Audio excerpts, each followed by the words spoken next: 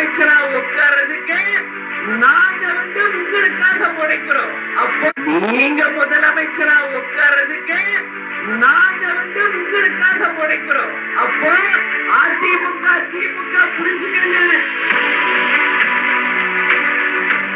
கேட்பது எங்கள் உரிமை, தர வேண்டியது உங்கள் கடமை என்பது. நீங்க முதல்வரா நீங்க ஆட்சி அமைக்கணும்னா தேமுதிகவுக்கு உரிய மரியாதையும் நீங்க எல்லாரும் எதிர்பார்த்துட்டு இருக்கீங்களா? யாரோட கூட்டணின்னு? ஆமாவா? ஒண்ணு கவலைப்படாதீங்க. நீங்க விஜய பிரபாகர் கிருஷ்ணகிரியில பேசியிருக்காரு, பாத்தீங்களா? என்ன சொன்னாரு?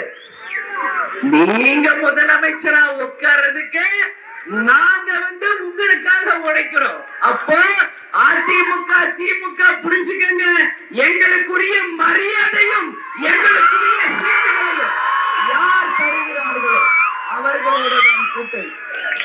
நீங்க மட்டும் நாங்க 170 இடத்துல போட்டி போடுவோம், நாங்க மட்டும் அப்படியே தனித்து பெரும்பான்மை காணுவோம் சொல்றீங்களா? அப்ப தேமுதிக உரிமை இருக்குல்ல கேட்கறதுக்கு? நீங்க முதல்வரா நீங்க ஆட்சி அமைக்கணும்னா தேமுதிகவுக்கு உரிய மரியாதையும் அந்த தொகுதிகளையும் தரணும்.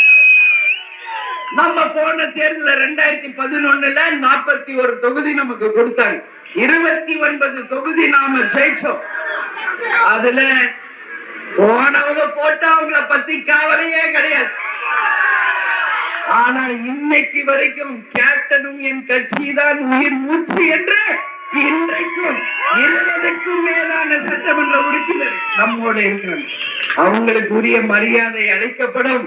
தலைவரை தன் தெய்வமாக நினைத்து உழைத்துக் கொண்டிருக்கிற கடைகோடியில் இருக்கின்ற தொண்டராகிய உங்களையும் நிச்சயமாக அரசு பதவியில அமர்த்த வைச்சு உண்மையிலே இந்த 2026 தேர்தல் உங்களுக்கான தேர்தல், தேமுதிகவுக்கான தேர்தல் என்பது இந்த நேரத்தில் நான் சொல்ல கடமைப்பட்டிருக்கிறேன்.